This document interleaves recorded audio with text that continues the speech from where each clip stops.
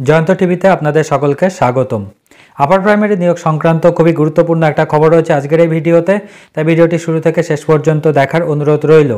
অবশেষে বহু প্রতীক্ষিত আপার প্রাইমারি শিক্ষক নিয়োগ সংক্রান্ত মামলা ম্যাট 638/2021 মহামান্য কলকাতা হাইকোর্টে শুনানির জন্য লিস্টেড হয়েছে। এটা বহুদিন পরে, প্রায় 1 মাস 10 দিন পরে কিন্তু এই মামলাটি শুনানি হতে চলেছে মহামান্য কলকাতা হাইকোর্টে।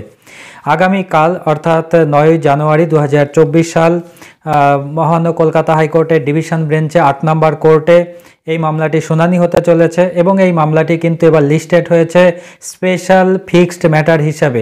এতদিন আমরা দেখেছিলাম এই মামলাটি ফিক্সড ম্যাটার হিসাবে লিস্টেড হয়েছিল, এবার কিন্তু এই মামলাটি স্পেশাল ফিক্সড ম্যাটার হিসাবে লিস্টেড হয়েছে এবং এই মামলাটি সিরিয়াল নাম্বার রয়েছে 2 নম্বর। এই মামলাটি 2 নম্বর সিরিয়ালে রয়েছে। এই মামলাটি দুপুর 2টোতে শুনানি হবে এবং এই শুনানি আগামী আরও 2 দিন পর্যন্ত চলতে পারে, এরকমই কিন্তু অনুমান করা হচ্ছে।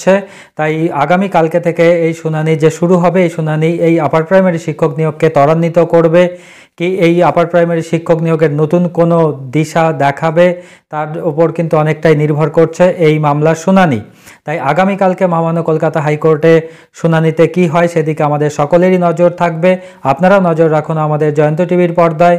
আমরা যখনই নতুন কোনো তথ্য পাবো সঙ্গে সঙ্গে আমাদের এই চ্যানেলের মাধ্যমে আপনাদের সামনে তুলে ধরব। আজকে ভিডিওটি এই পর্যন্তই।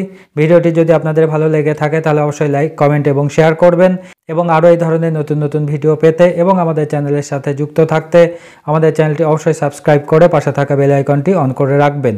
দেখা হবে পরবর্তী কোনো ভিডিওতে। ততক্ষণ পর্যন্ত আপনারা সকলে ভালো থাকবেন। ধন্যবাদ।